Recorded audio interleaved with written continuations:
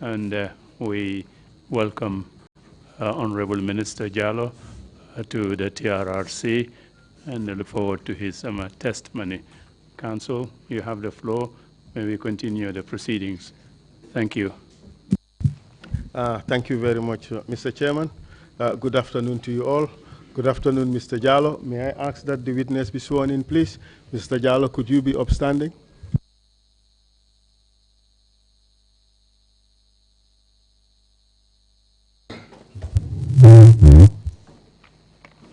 I, Omar Jallo, I, Omar Jallo, swear that I'll speak the truth, swear that I will speak the truth, the whole truth, and nothing but the truth. and nothing but the truth. So help me God. So help me God. Thank you. Thank you. Welcome, Honorable Jallo. Thank you for agreeing to come and testify before the TRRC at very short notice. Before we start, I just want to, first of all, inform you of a few house rules. That when you speak, you have to first turn on the microphone using the green button, speak in the microphone, and once you finish speaking, you switch off your microphone, and and then I would speak. So we have to alternate in speaking. We don't speak at the same time. That is important because of the interpretation, such that the interpreters and the record keepers would record everything that we say. Do you understand, sir? Yes, I understand. Thank you very much. Mr. Chairman, we have, I think, 2 hours, and there is a lot to cover. So some aspects of the testimony may have to be abridged. I hope that would be understandable. Yes, that's understandable. Please proceed accordingly. Thank you very much. Mr. Jallo, can you please tell us your full names? My name is Omar Amadou Jallo. Where do you live, sir?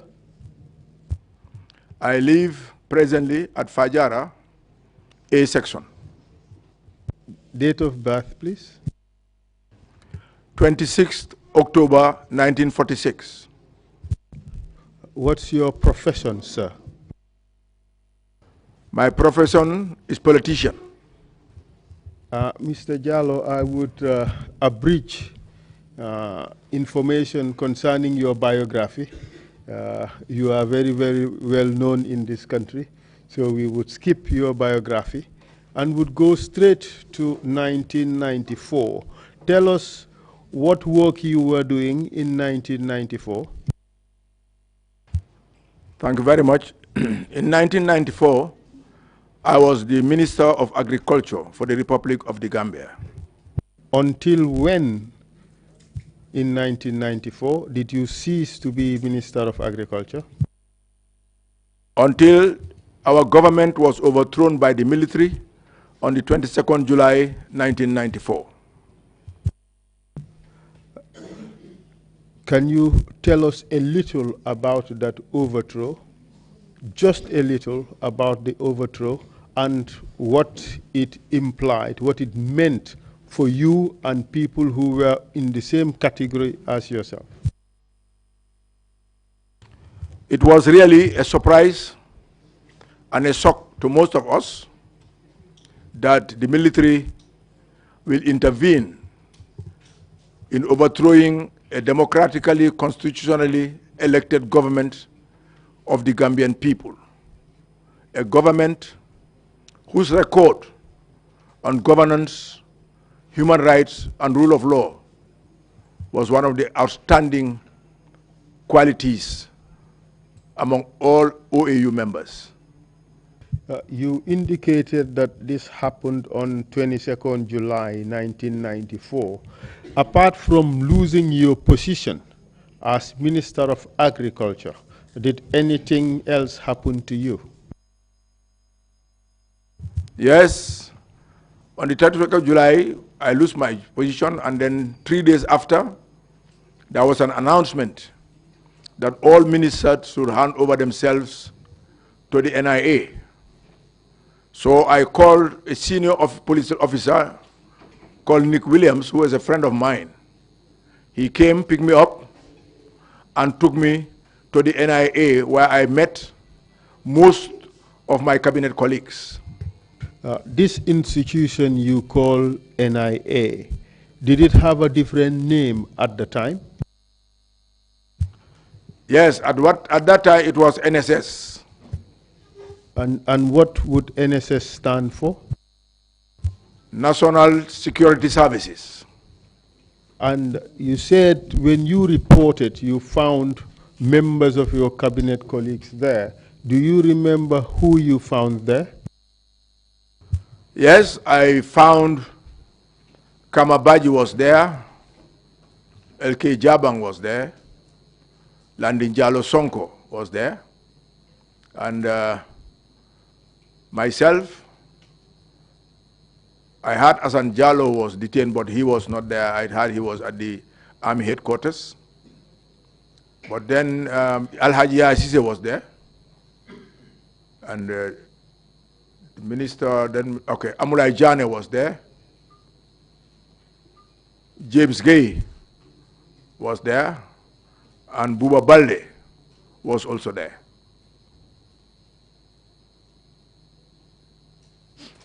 When you arrived at And sorry, Matiwaya Balde also. When you arrived at the NIA headquarters, what happened?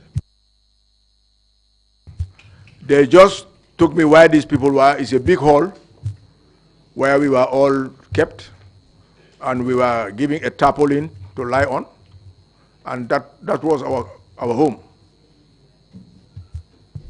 Were you provided with any other facilities? We were not provided with any other facilities. Food was brought for us by the people at the institution, the NSS, but they didn't allow any visitors or anything. We were just kept there like that. Were you informed of the reasons for your detention? We were not informed till about 3 days after, when we just saw a group of soldiers headed by Yaya Jammeh, the then chairman of the AFPRC, coming there and addressing us about the rampant corruption and flamboyant lifestyles that we were using, and saying that for them they are just sympathetic, but all of us, if executed, they will be rightly executed, and just saying a lot of things against the PPP regime. Did anybody respond to him? Fortunately, I responded. And I would like to refer you to Ibrahim Sankare, the present spokesperson of the president, because he was then the reporter of the Point. And the next day Point news, they report exactly what I said to Yaya Jammeh.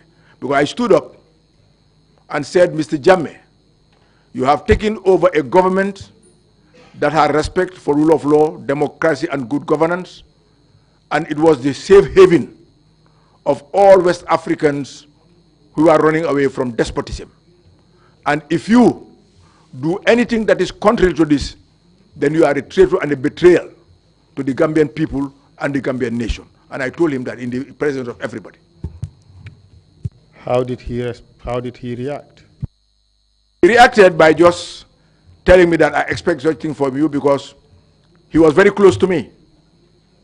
He was always in my office or in my home, and I did a lot of things for him, because his father, when I was in Buyam, was my friend. When his father died, he came to my office. I told Singul Nyasi and others to come accompany him, take the dead body from the mortuary in Banjul to Mayok, where his father stayed, and I provided a vehicle and money to bury the father. Did he remember that? He remembers it and said it everywhere. Did he give you any treatment that recognized the fact that you have had such a relationship in which you gave him favors? For him personally, he has never done that. It is other officers like the deputy chairperson then, Sana Sabali. Yaya Jammeh was the chairman, wasn't he? Yes. And he had ultimate responsibility, didn't he? Yes, for me, I think he has ultimate responsibility, but also when you know that you are being asked to do something that is wrong, you have a right, if you have conscience, to refuse.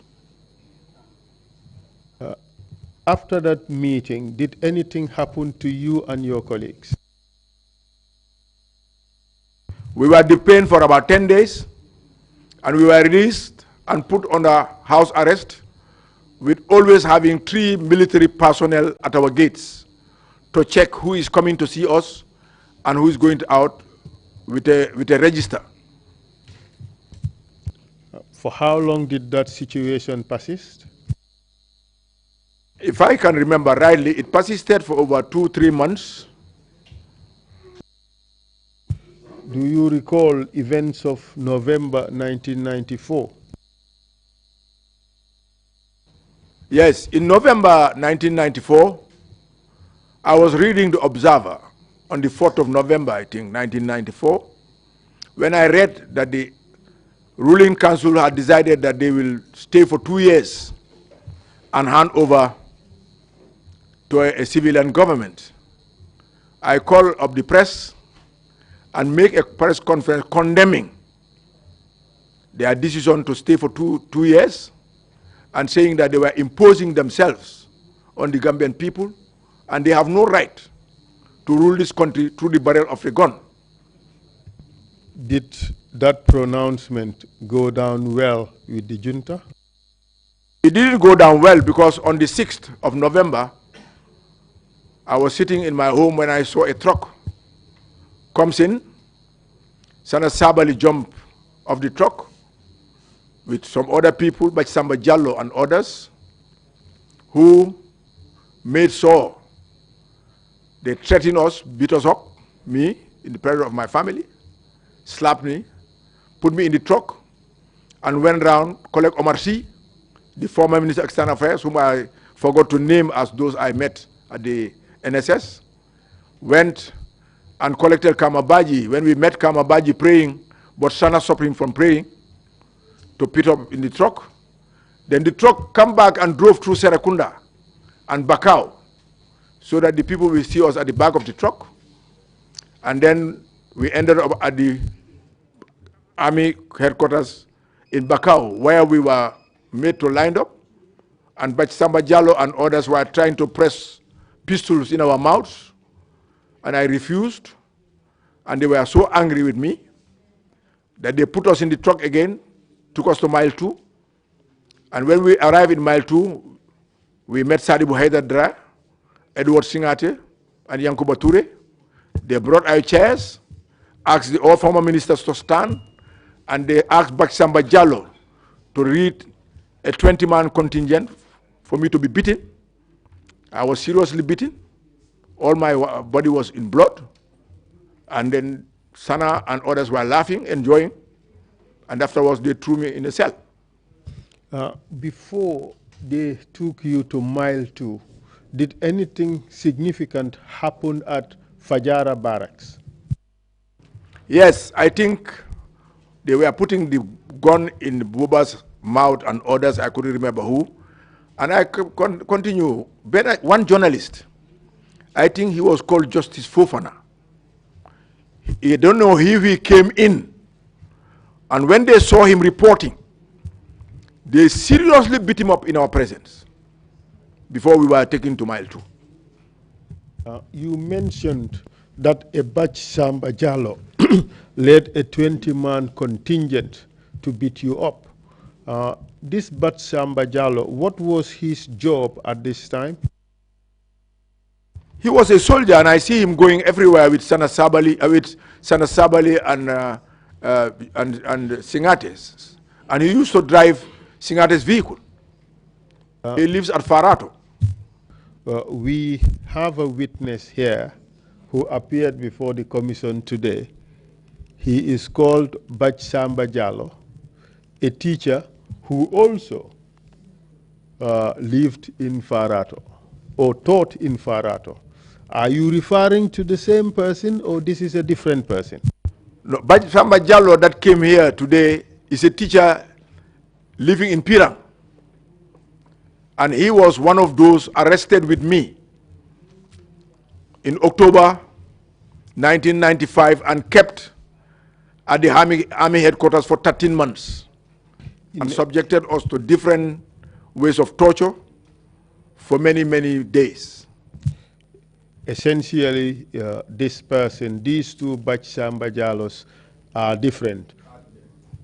Yes, they are different. Okay. This Bach Samba Jallo, the witness here, is from Nyamina. The Bach Samba Jallo I'm referring is from Farah. Thank you very much for that clarification, sir. Now you said that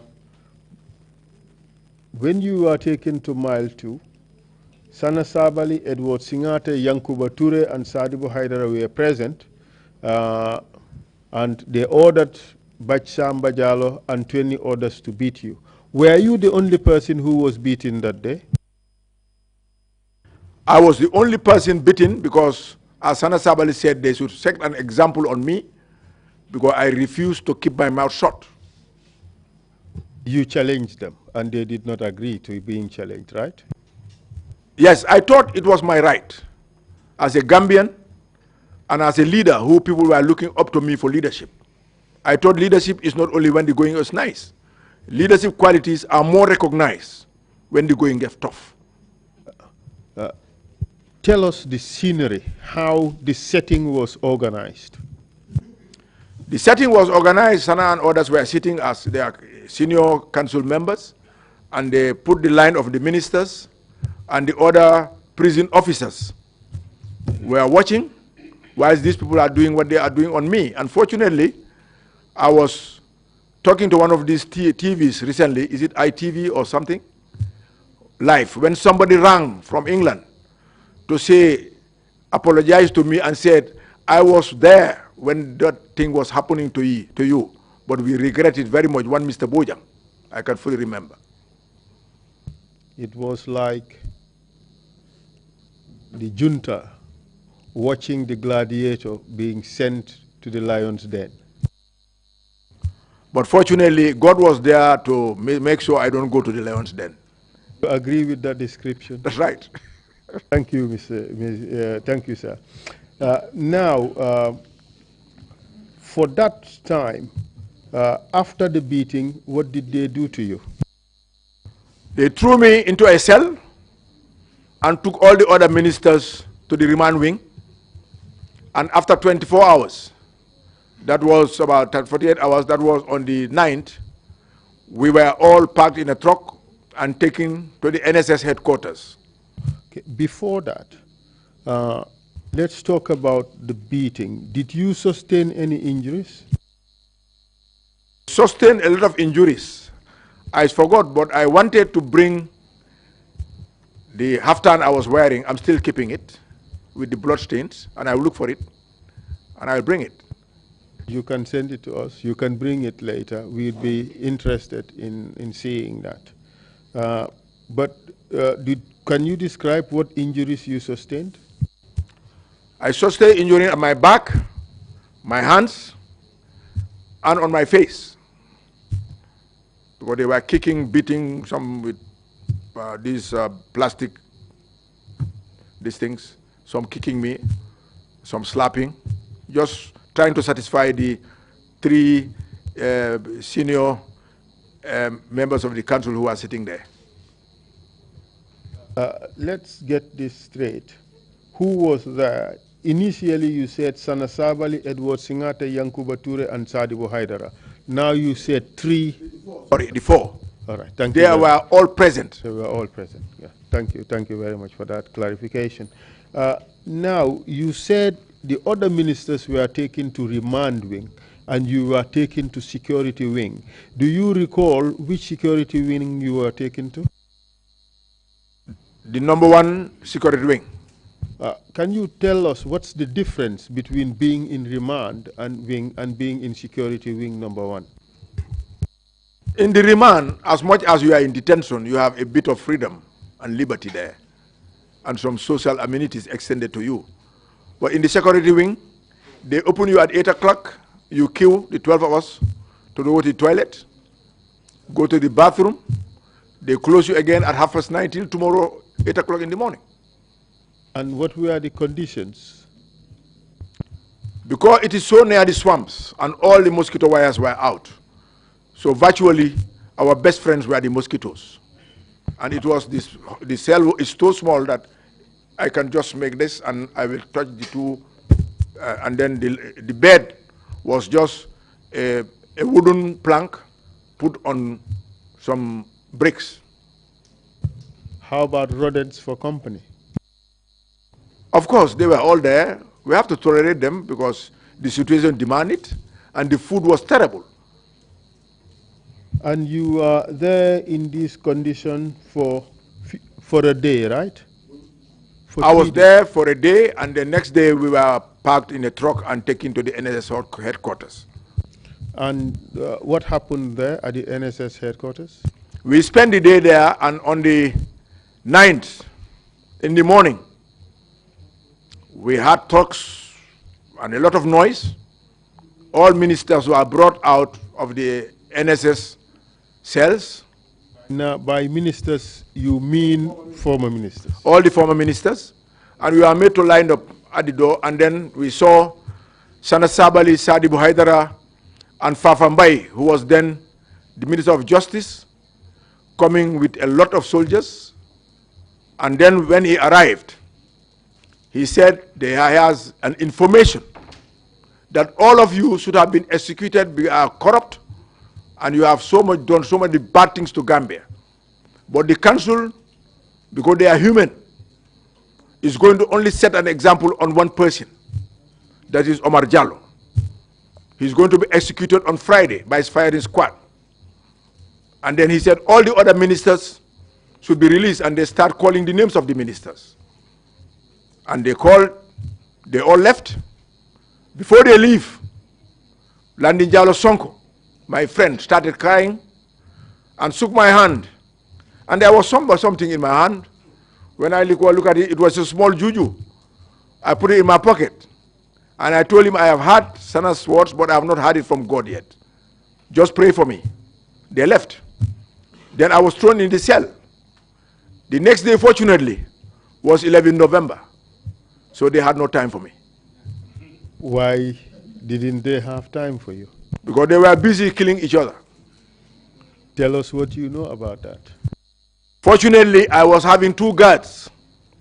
One called Jane from Nyomi, Sika, and one called Juf from Kombo Sifo.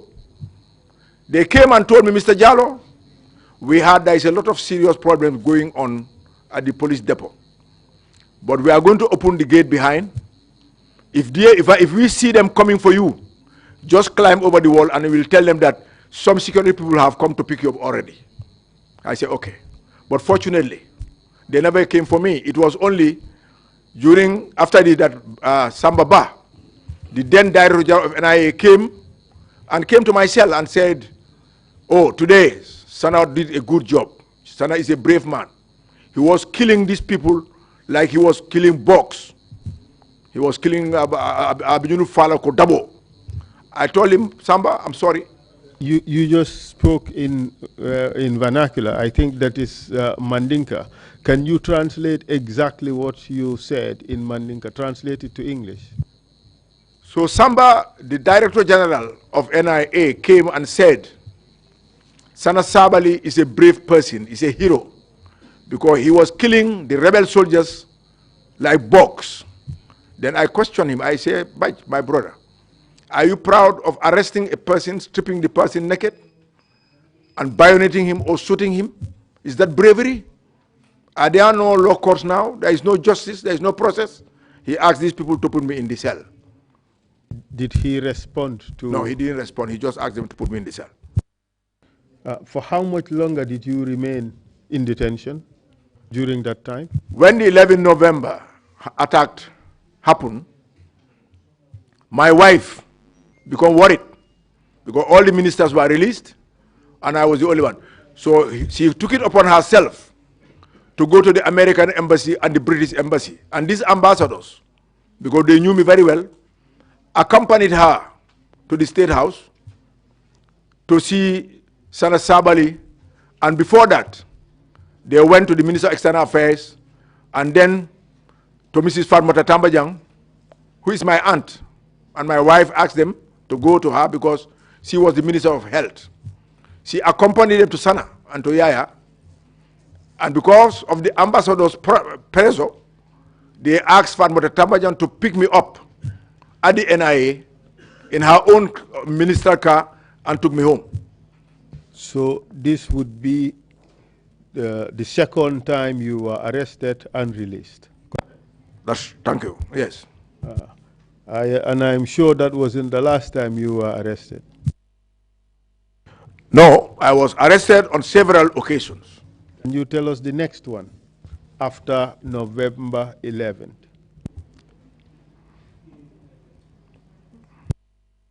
I took note of the fact that you're looking at a document. Can you let us know what the document is about? I just put all the real arrests I had before. So it's the list of arrests that you had suffered, right? Yes. Okay. Could you tell us the next one after the November? The next one was when I was sitting at home. They came and arrested me and my friend Ali Koroma Keba Keta, the late Keba Keta was a childhood friend, and Yunusi, who's my aunt's son, and said that they had information that a lady has gone to report that I went with these my friends to beat her up in her home. Do you recall when this thing took place? I think this was after November, really. No, sorry, this was after November when it was 2001, if I can. Yes, perhaps the 2001 Will come later. Will come later. Now let's talk about your next arrest. And if I recall from our previous discussions, you were arrested together with other PPP officials who were detained at Fajara Barracks. But before that, you were in fact arrested in October 1995. Could you recall that? In October 1995, around the 14th or the 13th, I was sitting in my home when I had some people coming into my home, and these were security personnel. They came and arrested me and took me to the army camp in Bakau. At the time of your arrest, did they tell you what you were being arrested for? No, unfortunately, for all the 22 or 23 arrests, they never told me why I'm being arrested. You just arrest me and take me to the detention center where they're taking me. They took you to Fajara Barracks. Tell us what happened there. When I arrived in Fajara Barracks, I saw Hussein Njai and MC Cham. And then in the old dilapidated area in which I saw a lot of people there. They were all detainees. Tell us who this Hussein Njai was and who MC Cham is. Hussein Njai is the son of the wealthy Gambian businessman Alhaji Musa Njai, and he was the first managing director of the Commercial and Development Bank, and he was nominated member of parliament up to the coup d'etat. MC Cham was the first minister of information and tourism, and he became minister of education, youth and sports, and he is the one who started the youth week in this country. Then he became minister of finance and economic affairs under the PPP regime. And who else did you see detained there? I saw a lot of people saying if I have the list, I have it here. Could you take it out? If you can allow me to.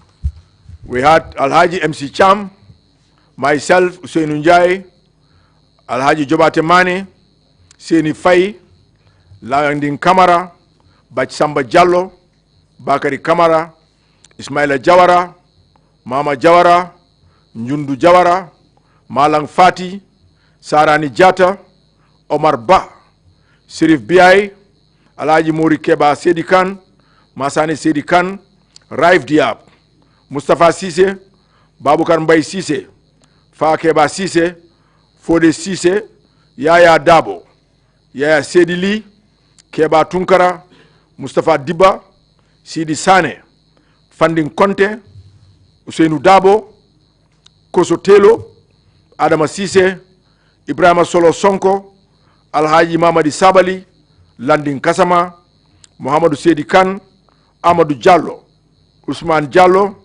Lamin Kanyi, Ousmane Sane, Dabo Kuli, Ansumana Fadera, Buna Kebe, Modu Kebe, Alamin Panne.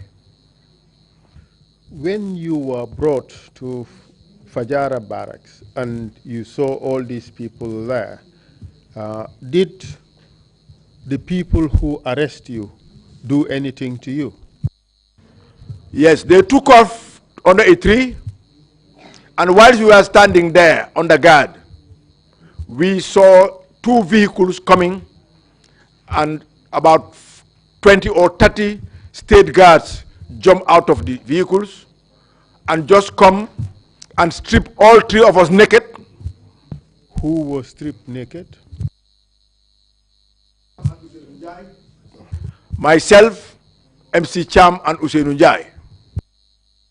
And they start beating us recklessly. They were led by Musa Jammeh, they call him Malia Mungu.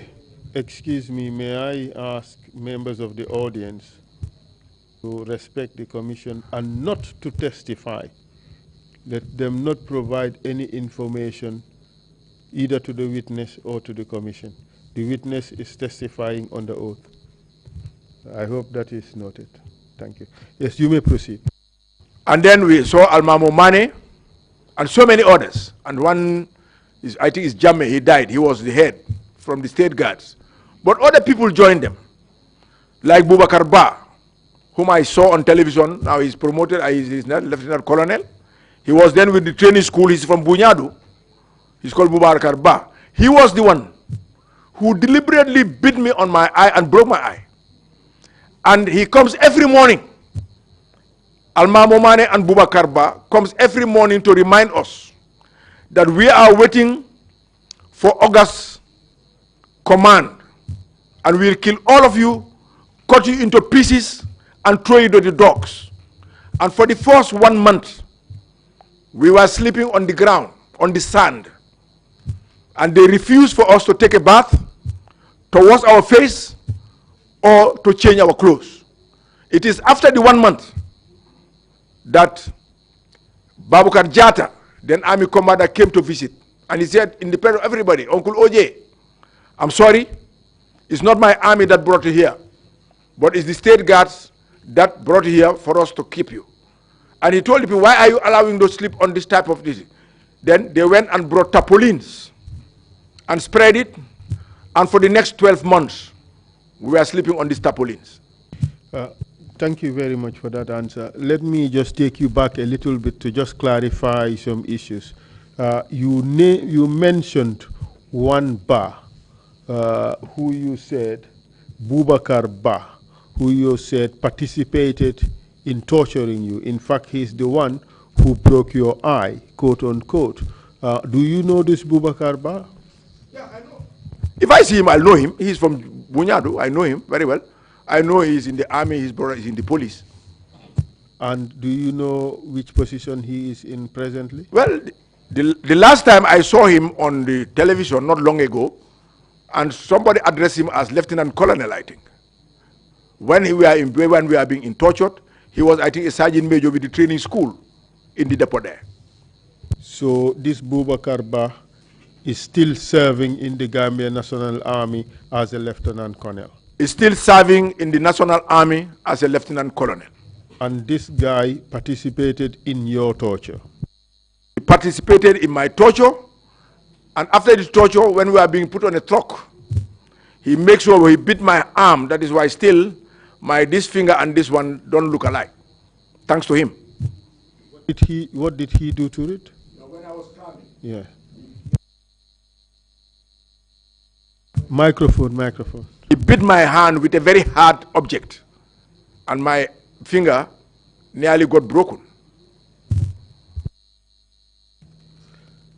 And you said that together with Almamo Mane, every morning he would come and tell you told you something. Could you? They are waiting for Oga to give them instructions for all 43 of us, 46 of us to be slaughtered. And then, for the first 1 month, every 2 hours at night, they will come and call a register just to make sure we don't sleep. Do you know who they were referring to as Oga? Oga was the head of state, Yaya Jammeh.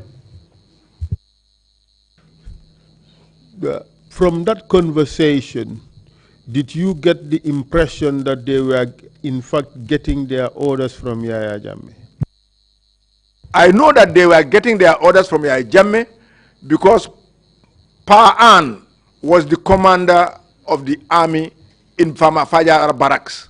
But it was the state guards that came to torture us. That means they had the tacit approval of the head of state, because they are supposed to guard this head of state. Now let's talk about the conditions of your detention at Fajara Barracks this time. You said you were detained there for 13 months. The first month you were not allowed to shower, you were not allowed to wash your face. Tell us about family visits. Did you have family visits? For the 13 months, they didn't allow any member of any family of the 46 people to come for a visit. How about access to a lawyer? No access to a lawyer. How about food? They were giving us food. Unfortunately, one Lamin Sonko, whom I never knew, came and told me, OJ, we sympathize with you, send me to your wife. I'll go and pick food for you every day at 3 a.m., bring it, you eat, and I take back the things at 4. He was caught and dismissed from the army. Apart from that, well, after he was dismissed, how were you eating? The bad food that was provided by our detainers. Can you describe how the food was served? Mostly it's just rice with a small piece of bunga on it, and then in the morning is porridge with sometimes no sugar. So we just have to. But fortunately, as time goes on, I think this I want to put on record. We had friends in the camp, and Usain Njai, being the good guy he is, he started giving them, we have people who will smuggle some money for us, and they start making gertesaf from the women in the camp and come and sell it to us, and we eat it at night. The food that was served by your detainers, were you being served individually or in groups? No, collectively, in groups. How many to a plate? Sometimes 10 or 8 of us. To a plate of what size? Can you indicate Just using your hands? these plates that they use for this house, for these activities. I have advised members of the public to please remain silent. Don't put words in the mouth of the witness. If anyone does it again, the commission may make decisions that may not be received favorably. Please desist from what you're doing. It's not respectful.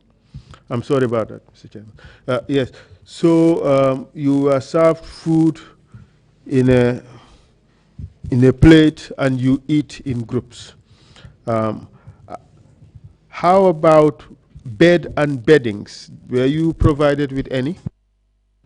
After 2 months, we were allowed to bring food from our homes. But the food can only be taken directly to the Bakau police station. And it was the police officer who was there, Mr. Jallo, who is now the commissioner in URR, that will bring it to us to eat. But the bedding, as I told you, for the next 12 months, we were sleeping on the tarpaulin. How about medical attention for those who needed it? I needed medical attention, but not for 1 day have they sent any medical person to come and check us. And Usainu Njai, from the torture, it takes over 2-3 weeks that it was people like me who even helped him to stand up or to pray. And Raif Diab was lying down sleeping when this Bubakar Ba came and his boots and kicked him on his head that he nearly died. And for the next 1 week, they have to understand that this man, if not taken care of, he'll die. They took him to Dr. Cise's hospital. Can you tell us who were the main torturers of your group while you were in detention at Fajara Barracks? The main torturers, as I said, there were so many I couldn't, but I can say Musa Jammeh was there, Almamo Mane was there, and this Bubakar Ba was there, and some other people. But I cannot remember all of them. These are the 3 you remember by name. Apart from the 3 people you have just mentioned, or 4 people you have mentioned to have been tortured, yourself, MC Cham, Usainu Njai, and Raif Diab, do you know whether there were other people who were also tortured? When we went and joined the group, they told us that they did exactly what they did to us, particularly the 3 ladies who are with us. And that is why people like Sieni Fai are still limping. It's because of that torture. For the 3 ladies, I would give you a piece of paper. You would write down their names and you send it back to me. I've already mentioned them here. Write their names and send it back to me. Don't read them out. Okay. Write down their names and send it back to me. Okay. Thank you.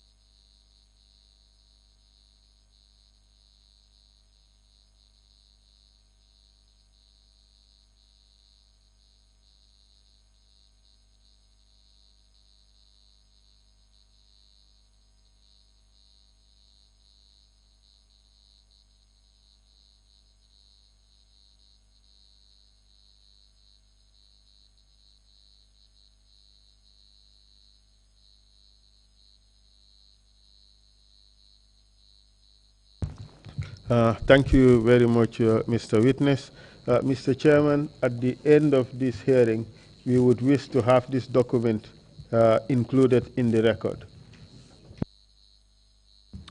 Request granted. Yeah, please continue. Thank you very much, Mr. Chairman.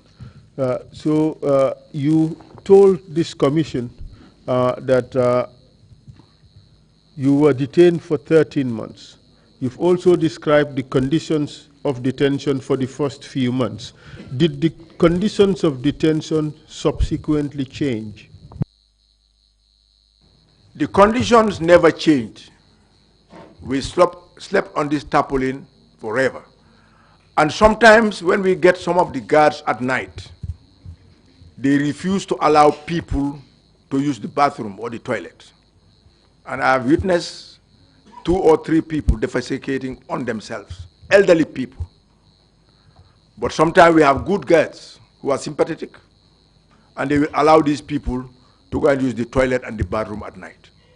But the conditions never changed. The place where you were detained, can you describe it a little further? It's a store, a disused store, and on top of the store, they will say it was built by the company called Middleton in 1957. Was it a shed? Yes, a big shed, no doors, no windows, only the roof and this thing. How did you manage for ventilation? Doors were open, there were no doors. It was just open. It was soldiers who were guarding the doors. At night, were the doors opened or closed? There was no closing, it was all open. The doors were not there. And what were the major discomforts in that place? The major discomfort, one, was the seizure of your freedom and your liberty. Two, the very terrible condition of where we are sleeping, and the food before they started allowing our families to bring in food. And fourth, for us not to be seeing any members of our families, and our families also not hearing anything from us. And not having shower for over a month with 43 people gathered in one location. How did that feel? I can remember when Raif Diab was jokingly telling us that really, if anybody is passing this area, he will think, or she will think, that it is a piggery, because we are smelling like pigs. Did that attract any foreign elements or objects to where you were detained? We continued staying there until we were released. Vultures? No. And can you tell us what led to the termination of your detention? Fortunately, on the, I think it's 20th or the 16th of November, 1996, we are sitting down when Babukar Jata, the army commander, came and said he wants to see us at the office of the commander. And he led myself, MC Cham, and Usainu Njai there. And he said, we have made a decision that we want to release the three of you.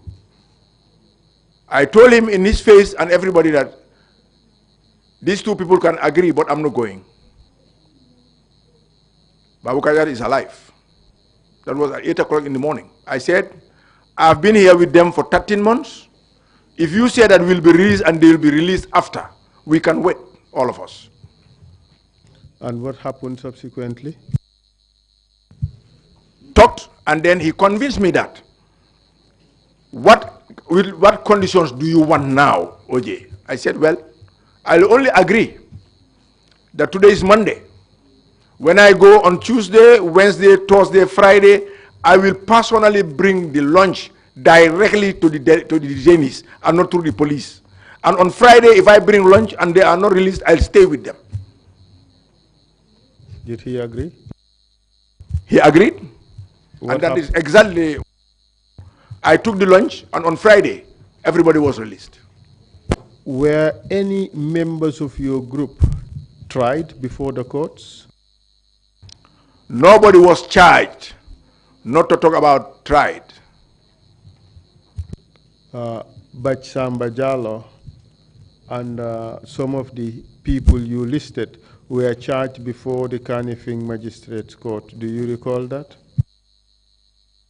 Some of them were taken, but me, I didn't know what they were charged for, because it has never been said in the presence of the detainees, because I've never been taken before a court of law. You were never charged with anything after having been detained for 13 months, correct? Yes. Okay. After your release in November 1996, were you arrested again? Yes, I was arrested again in 1996 when I wrote in the newspaper, I couldn't remember which newspaper, they came again, arrested me, and took me to Banjul station and released me after 24 hours. And then I asked my wife to go and visit our families because we have not seen them, for her to assure them that now I'm okay. My wife left. The next day, the police came and arrested me and took me to the Banjul headquarters, that they have heard that I am trying to escape and my wife has gone.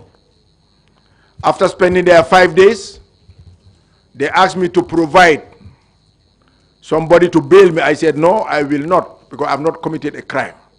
I can stay here till my wife come back.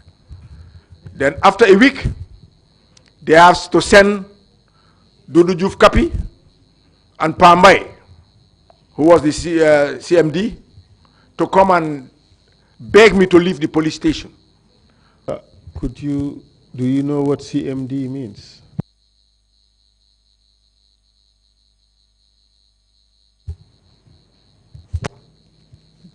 Crime Management what? Commissioner.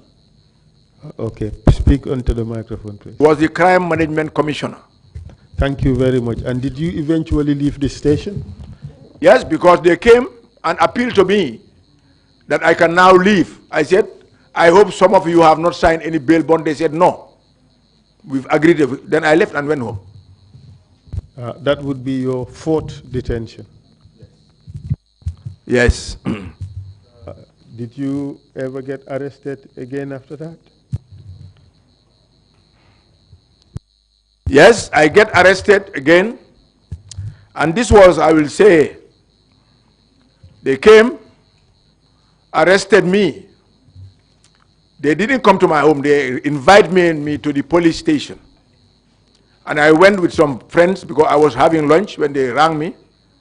Unfortunately, one of the guys who drove me is here with me. After arriving at the police station, they just searched me, searched this my friend, put us on a truck, and taken to Mile 2. Do you recall the date? The date, it was 2005. I could remember the date. Then when I arrived at the Mile 2, I met Ahmad Ba and Halifa Saleh, were also arrested. So they took Halifa Saleh, Ahmad Ba, and this my friend to the main cells. They took me to #1 security wing, where I met these 3 or 4 young people who were killed in 2012. And I became close to them because I spent 31 days with them at the #1 security wing. Well, your description of this event has gone very far. Perhaps we would continue with it, finish it before we go back to events that happened prior to that. So do you recall, you said you went with your friend. Can you tell us who that friend was? My friend is called Padabo. And was he also arrested? He was also arrested and detained at the Mile 2 for 2 weeks. And what was his crime? Association with OJ? They said he associating me, and the police said they suspect that he has arms that he got me with. So they went, took him to his home, to search his home. When they don't find anything, they just took him back to Mile 2 and kept him there for 2 weeks. And you met 3 young people there. Can you tell us who these 3 young people were? They are not 3, they were more than 3. You mean in the security wing? Yes, security wing. I met 3 young Aliuba, Elef Jamme, Lamin Jaju, Suleiman Sar, Buba Balde, and a Nigerian, I forgot the Nigerian's name. But we were, all of us were more or less 12 in number, because there were 12 cells, 1 to 12. So some of the people you mentioned, Elef Jame, Abduba, Aliuba, excuse me, I beg your pardon.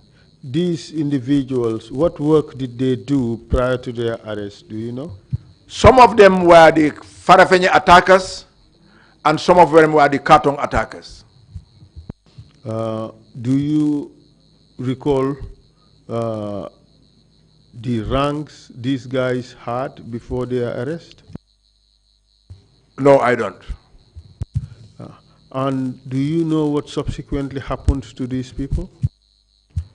Subsequently, Aliuba, Lamin Jaju, and Elef Sane were those chosen in 2012 to be executed with Tabara and Lamin Boja and Lamin Dabo. Where were they executed, as far as you know? So far, I'm just hearing from reports from the junglers that they were never executed. They were strangled to death and taken to Kamnilai and handed over to some Juju people. I just want to make it clear here. Lamin Dabo has never been involved in the Katong or Farafenye attack. He killed a Mauritanian in 1985, and he was sentenced to death as Sir Dawda commuted the death sentence to life. And we went to Parliament in 1991 and abolished the death sentence. So I could not understand why this man should be executed in 2012. He's from Bakote. Are you suggesting that his execution was illegal? All the executions were illegal. But this one, I just want to make it straight that he was not part of the Carton group, nor part of the Farafenye group. In essence, you are saying there was no pending death penalty against him. There was none. Okay, and you said you remained in detention for that period for 31 days. During that those 31 days, were you ever allowed to see a lawyer? All these 31 days, I was never allowed to see a lawyer or any member of my family. Did the conditions of detention in the security wing this time, did it differ from the first time you were sent to the security wing in the 90s? It was worst. And then Commissioner Koli will come and visit. He was the prison commissioner. But he makes sure, sorry? Do you know where Commissioner Koli is from? From Kanilai. Any relationship with Jame? Well, I'm not sure, but I know he's from Kanilai. And what did he do? He was coming there just to provoke people, searching under our beds in #1 security wing, asking us to stand out, searching all our beds, searching our clothes, prison uniform, going into our underwears, and all these things. And he does it frequently, and when he comes, he doesn't talk to anybody. And how did you receive that conduct, that intrusive search? It was inhuman, but I was sleeping one night in my cell when a tough guy came in uniform, 6 feet something, and he can be a big Rasula of Senegal, opened my gate and said, "Are you Uncle OJ?" I said, "Yes, I'm Uncle OJ." He said, "I'm from Bajonkoto." From where? Bajonkoto. Where is It's a small hamlet village in my constituency, former constituency. I am called Wuye Baji. What is happening to you here? We are all angry. I want you to give me a note. Let me go to your wife. I always come on night duty. I'll go to Banjul, buy 5 fast food for all of you, and you eat. I will not allow this thing to continue. And that's what he was doing all the time I was staying there. He wasn't happy with your detention? He was not happy with the way we were treated and my detention. And he showed it by his actions. And do you know why you were released after 31 days? After 31 days, we went to court. And for our bail, unfortunately, the Gambian then Attorney General, Mr. who is from Basse, It's an Akumarabu, I forgot his name. AK Savage? AK Savage was the chairman of the High Court or the Supreme Court. And there were two other Nigerians or three. So the Nigerians wanted our bail and Savage refused. And we had one lady, a Nigerian, who she opted to make a statement there and then why we should be bailed. We were taken back to mile 2, but in the evening, they came and released us up to today. We were not charged, we were not taken to court. Interesting.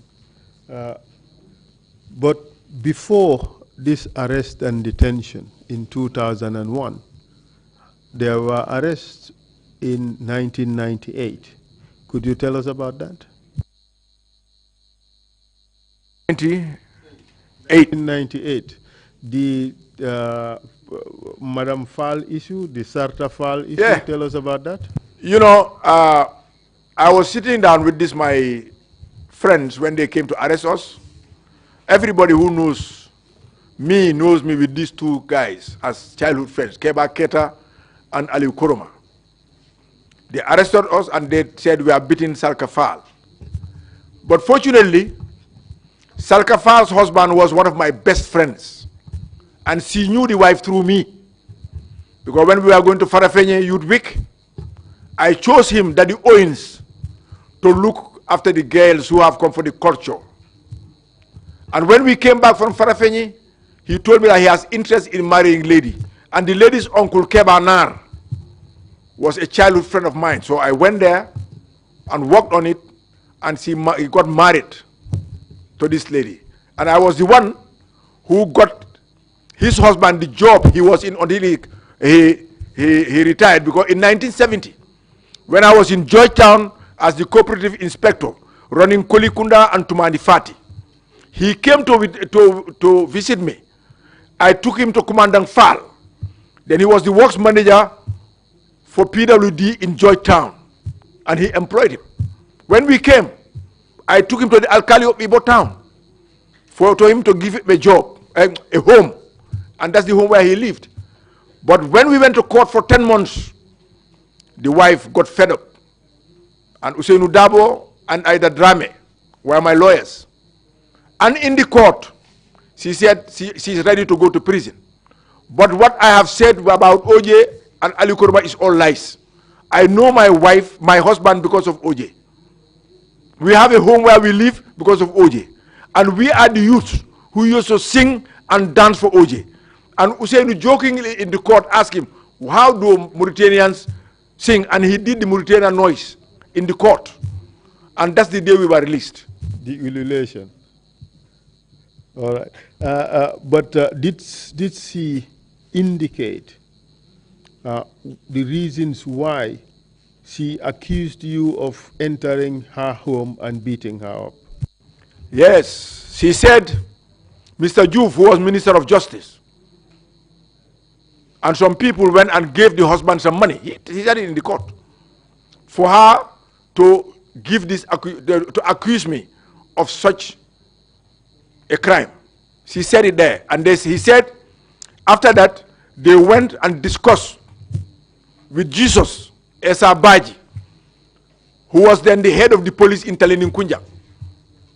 And they were the ones who came to arrest us. In a sense, you're saying that the charges were trumped up with the Minister of Justice as an accomplice. The charges were trumped up, and the Minister of Justice, who is my in-law, being part of it. Did you take any legal action against them? At that time, it would have been fruitless, because Yaya Jammeh have shown, and all our courts were manipulated and being directed and controlled by the executive. So it would have been a waste of time, waste of resources, and waste of energy. So you didn't go to court because you lacked confidence in the justice system as it then was? That's right. So now that would have been the 5th or 6th arrest we have talked about. Now tell us about your arrest your arrest by Sana Sabali from your home.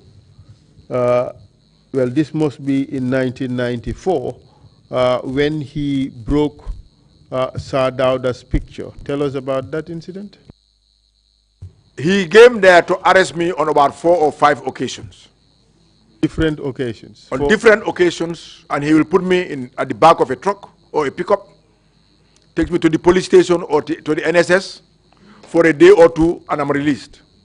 But anytime he comes to arrest me, he will make sure I'm tortured in the presence of my kids. And then he will bring down Sadauda's picture and stamp on it. That's why Sadauda has even mentioned it in his book. Because what I told him, Sana, you cannot break my mosque and don't allow me to pray in my house. I will continue praying here. I owe my political success to this man, and I'll continue putting his picture here. If you break it, if you tear it, I'll go and get a new picture and put it there. Do you know or do you recall how many times Sana Sabali was involved in your arrest? We know 4 times from your home. Do you know whether do you recall whether he's been involved in your arrest other times? I couldn't say because he could have sent people, but I know that wherever you see Sadibu Haidara and Bachsamba Jallo, you should know that Sana is involved. Because he was the group's leader. And these were the people who goes with him anywhere he's going. The torture in front of your children, can you describe to us what happened? Sana came with Bachsamba Jallo and met me talking to the Quranic teacher who has come to teach Quranic studies to my kids. So he pointed his AK-47 at me and said, "Get up."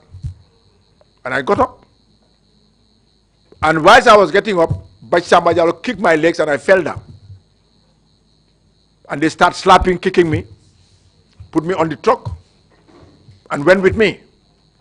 3 days after, I was released. But after that, the second time he came, I was in my house. Then my friend Ali Koroma was sitting with some friends at the veranda. Ali looked so much like me. So Samba Jallo just rushed on Salif, beat him up, break all his nose. Before I came back, they know it was not OJ. They started on me again. And they threw me on the truck, and I can remember at that time, Samba Jallo told my daughter, Rugi, whom I named after my mother, because she's stubborn. She was insulting them. He said, "You will not insult because this is the 3rd time. Your father will never come back here alive." Excuse me for asking this question, but how did it feel being beaten and tortured in front of your own children? It's not only me, but the feelings of my wife and my kids. That my youngest child, they came and reported about his activities in Dow school, that he's always drawing a gun. That's the one I named after Ali Koroma. And when they asked him, he said, "Because those who are coming to beat my father, I want to kill them." And at the end, they found a knife in his pocket. And this boy was just 9 years old. So I asked my children in the UK to take him before he can have other problems mentally, which will not be good for him or for us in the family. After that, I am not sure we can go through all the times you were arrested. You mentioned how many times? Over 22 times. Whenever I make a press conference, I'll be arrested. And the other time is when they took us to the Commission of Inquiry. because I was challenging Akwete, the prosecutor, and Usainu Dabo was my lawyer. You can ask him. By Akwete, you meant Bright Akwete? Akwete, the prosecutor of the Bafo Commission. They picked me up, take me to the mile 2, and I was picked up every morning from the mile 2 to the commission. Have you ever been successfully prosecuted by the Jammeh government? Once. When they send Edu Sambu, the present financial director of the police, to come and pick my wife and my self-passport and other documents. I told him, Edu, I have 2 hunting guns here. He said, no, they don't ask me to pick up guns. They ask me to pick up your passports. But I'll put it in my report. 2 months after, they came and searched my house and found out these 2 guns. And I can remember the chairman of the AFPRC making an interview saying that we have found ballistics in the house of one of the former ministers of Jawara. They detained me, charged me for illegal possession of guns and refusing to surrender them after the coup. Whilst the court was going on. Which court was that? At the Carifing court. That I possessed, I was keeping guns illegally. And Aida Drame was my lawyer. It was published in the newspaper and Edu saw it. He rang me, said, Koto, what is happening? I said, they are taking me to court for the guns I told you. He said, can you tell your lawyer to subpoena me as a witness? He was subpoenaed as a witness, and he came in full uniform with his report that he made. And he confessed that I have told him to take the guns, and this is what he told me, and this is the report he gave to the IG. It was that day that I was released.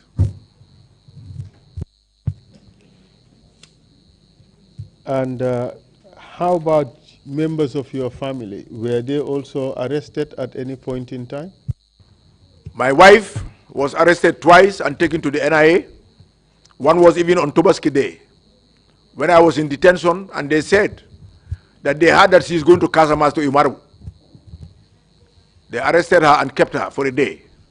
The second time also I was arrested, I was at the NIA.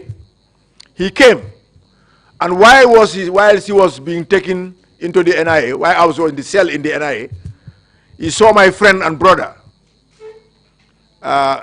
There's a blind MP whose son is Lamin Sen, who's my childhood friend. And he called Lamin Sen, and Lamin Sen, who is that? He said, Mala Awa, it is me, our job. He said, what's happening? He said, well, they have arrested me and brought me here at the NIA. He said, why is Oje? He said, but Oje, you people are keeping him for the last week. I'm also arrested. So she was kept twice. And then 3 of my friends, 4 of them, I think, who decided to be staying with me. And one day, my driver then, when I was a minister, had a christening. They went to the christening, and the driver named the daughter after my eldest daughter. The news spread, and all these 4 were arrested, seriously tortured. One of them died. Could you tell us their names and identify the person who died? Omar Jata, he's still limping, and he still had the mark of the electrocutor with it. And Of this what? is the one. The mark of what? When they were putting these electricity pipes on his hand. So you mean he was electrocuted? Yes, seriously tortured. So when he went to the NIA, Daba Marena, they brought his tea, that hot tea. Because the boy was argumentative, he threw the tea in the face of Omar Jata. Batemane was seriously tortured. Up to now, I took him to America. He's coming tomorrow, on the 29th. He's still suffering for that limping. Do you know who tortured him? Sometime they will know, because they were there, because I was not with them. Who's the 3rd person? The 3rd person was, I have their list here, let me just. Check, please.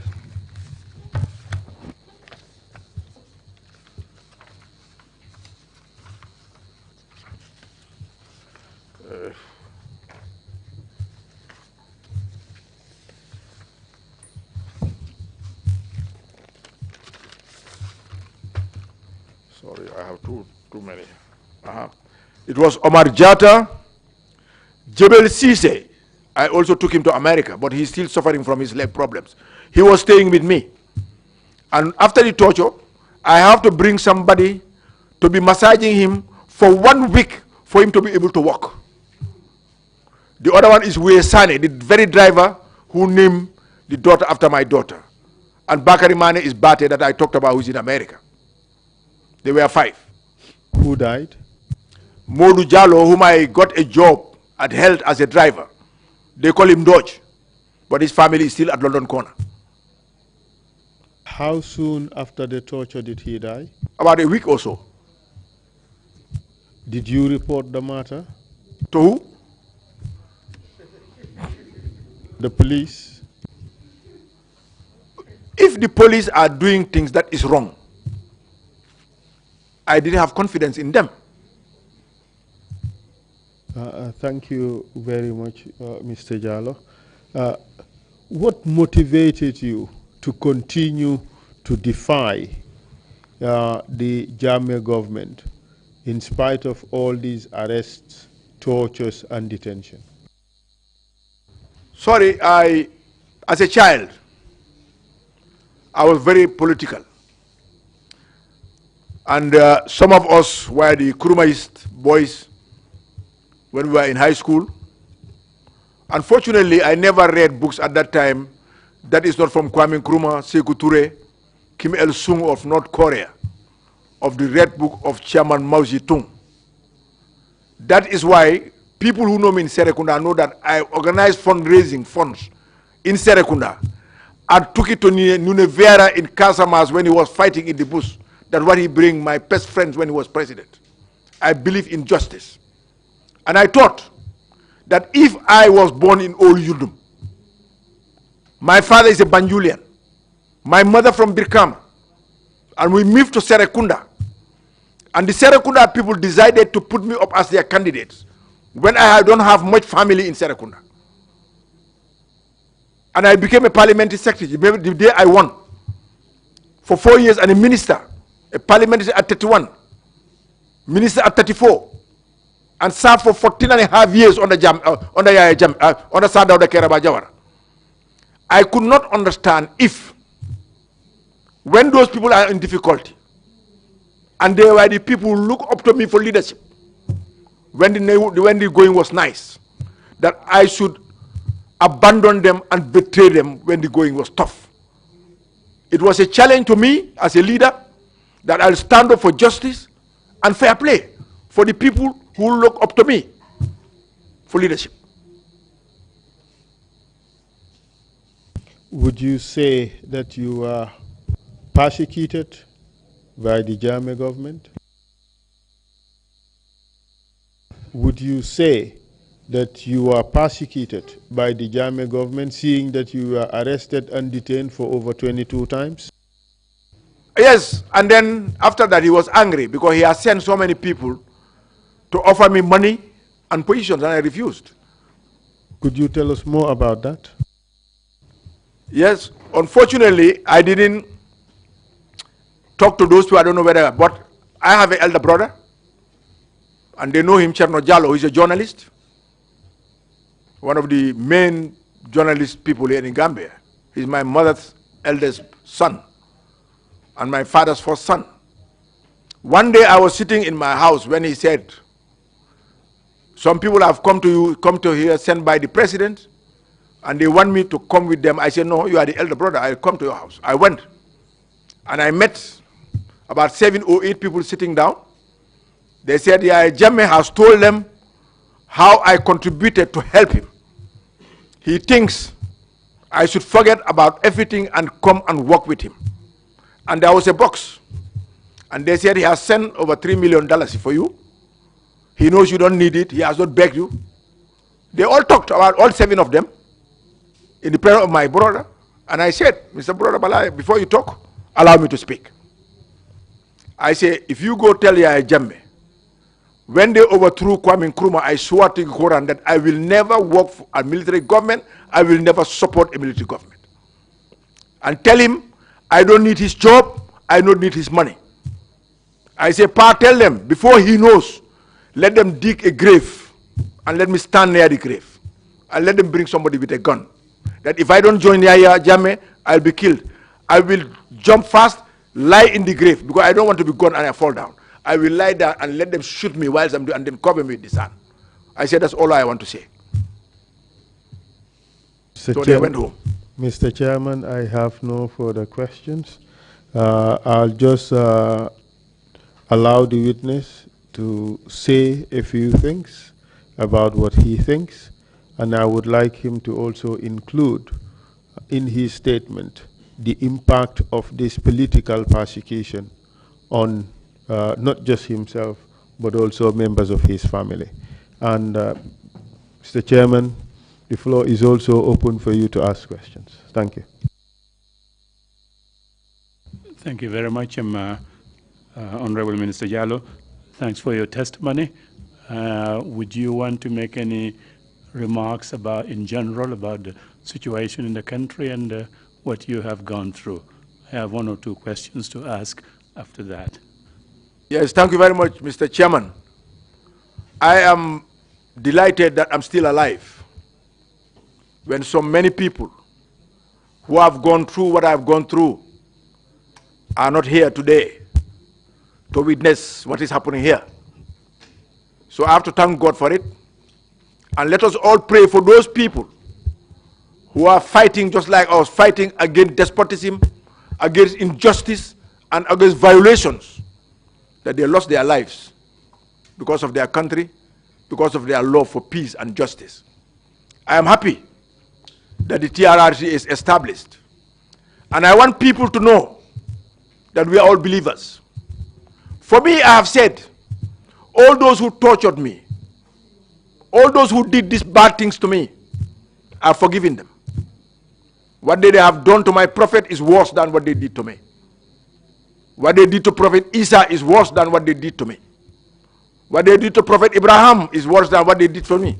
But when they have power, they don't beat people up, they don't kill people. That is why I think TRRC is very important. And people have to support this TRRC to finish their job and make sure their recommendations are respected so that we can bring back Gambia for what it was. Gambia was one family, one tribe, one religion. Nobody knows who is a Christian, who is a Muslim, who is a Mandinga, who is a Fula, who is a Sarahule, who is a Jola, who is a Manjago. And this was one of the principles that was being promoted by Jawara's regime. I would just appeal that for those who are victims, I will appeal to the chairman and all the members. Let this government go out and look for funds. I will prefer us to compensate these victims. If you check Hussein Habri, the cell he is sleeping in Dakar is far better than a lot of homes in Dakar. Charles Taylor, the cell he's sleeping in UK is far better than some of the houses that we sleep in. That is why the wife has just got a baby. Let us get money, as the Quran says, and pay blood money to those who are killed and compensate those who are tortured, who are suppressed, who are sacked from their jobs, so that we will, let us not forget. But then we'll forgive.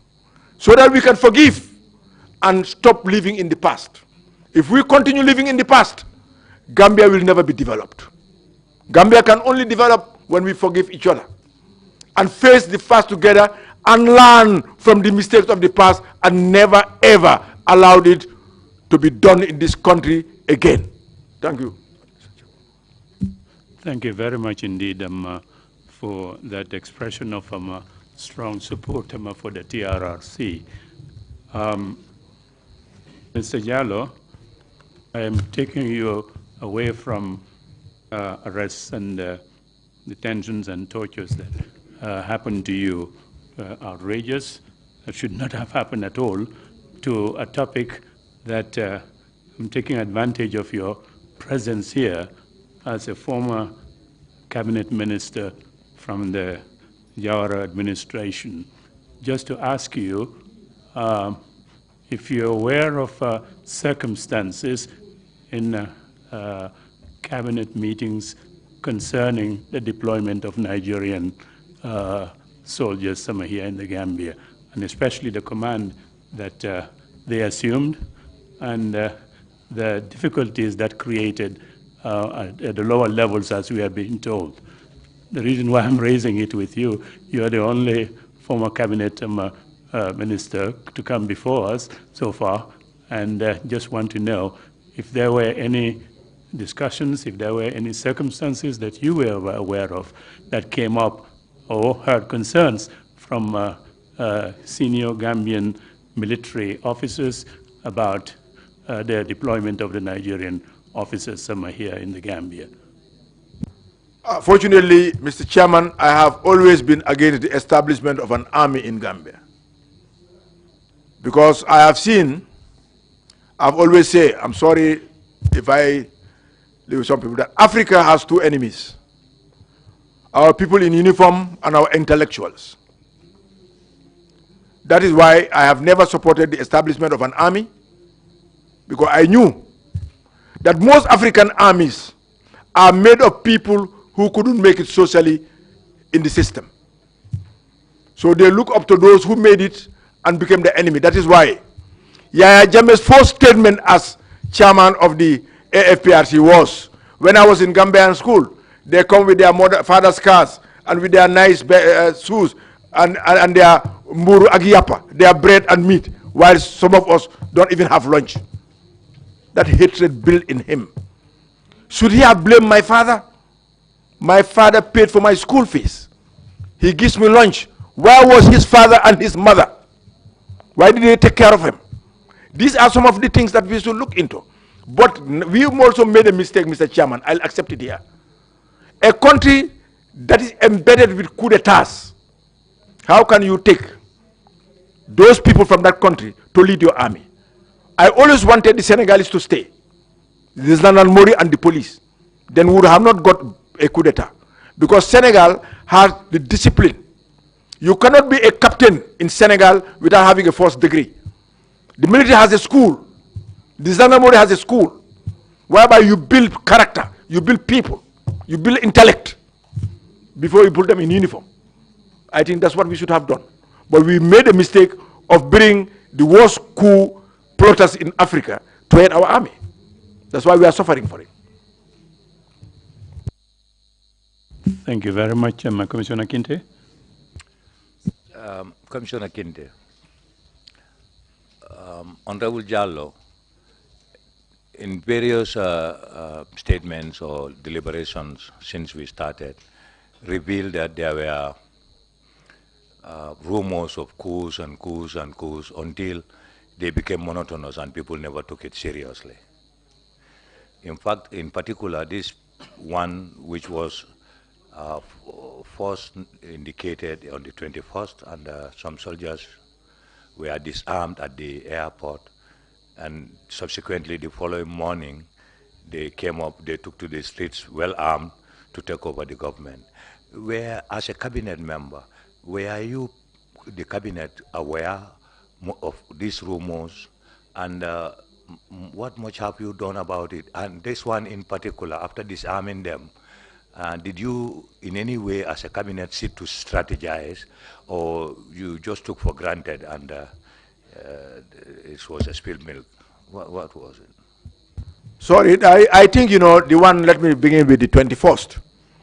I went to the airport.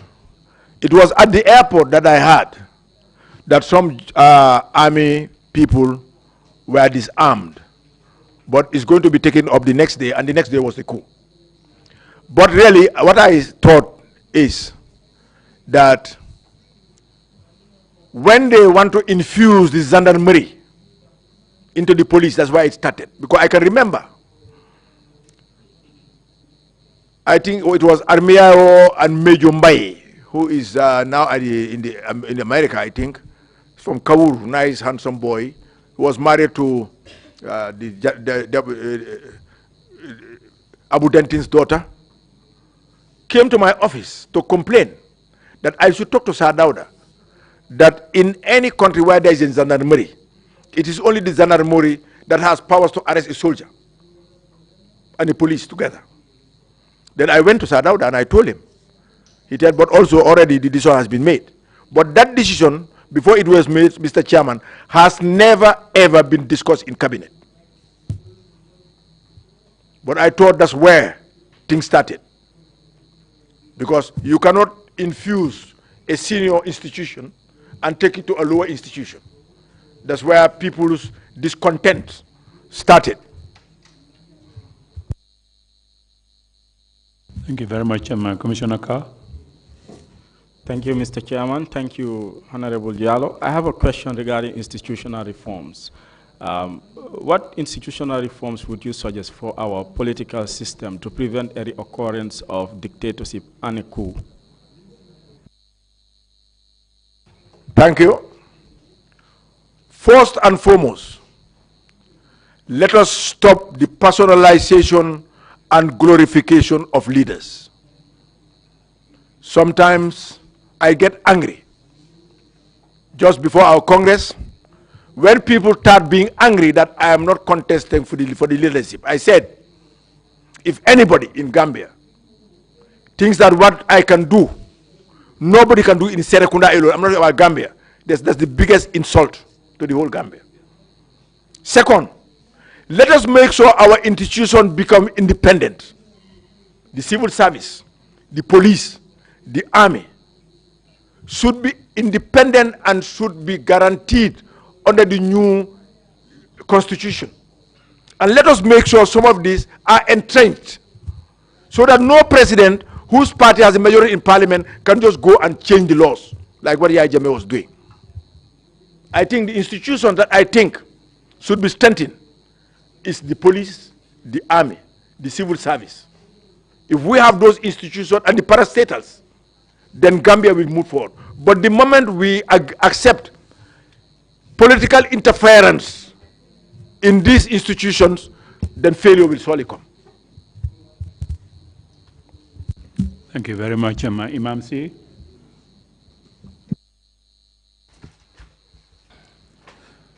Chairman Imam C. Imam C.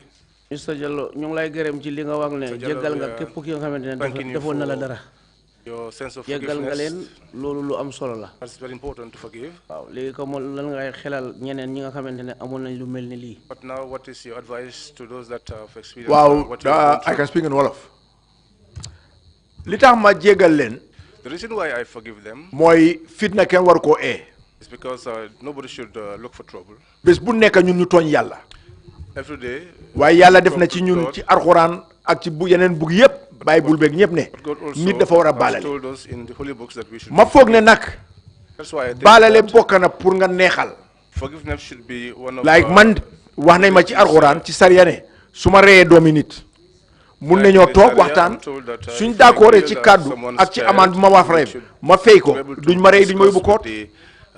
loolu nag laa bëgg ñu def Gambia ñu baalalante li te xel yi duñ em te dama ne man waxuma keneen de waaye suñ bëggee toppa Yaya Jammeh kenn deful dara.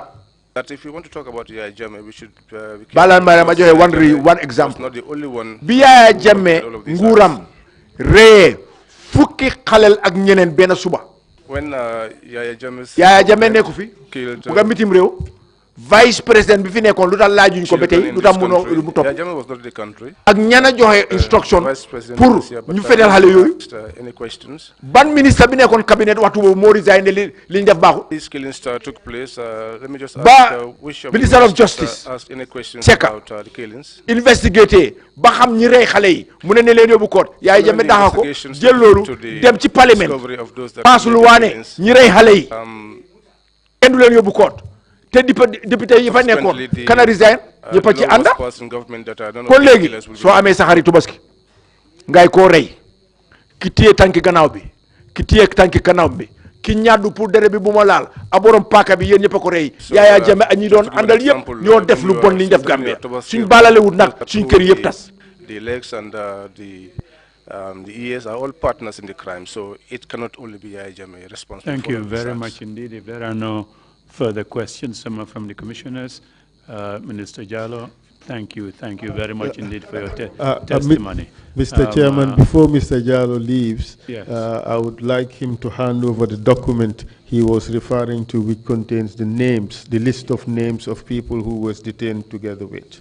So I would also ask that that document and the document in which he identified the names of certain individuals who were detained be included in the record as exhibits 12 and 13. Exhibit 12 would be the list of detainees, and Exhibit 13 would be, which one? Okay, I'm sorry, I've just been alerted to the fact that we should start from Exhibit 13. And Exhibit 13 would be the list of detainees at Bakau Barracks, October 1995 to 1996. And Exhibit 14 would be the list of arrest and detention of OJ and his friends, his wife and friends. And Exhibit 15, right, would be the list of women he mentioned to have been tortured at Fajara Barracks, or Bakau Barracks for that matter. Thank you very much, Chairman Council. Your request is granted. And if there are no further questions, again, thank you so much, Minister Jallo. And the meeting is adjourned. Tomorrow we meet at 10 o'clock. Thanks.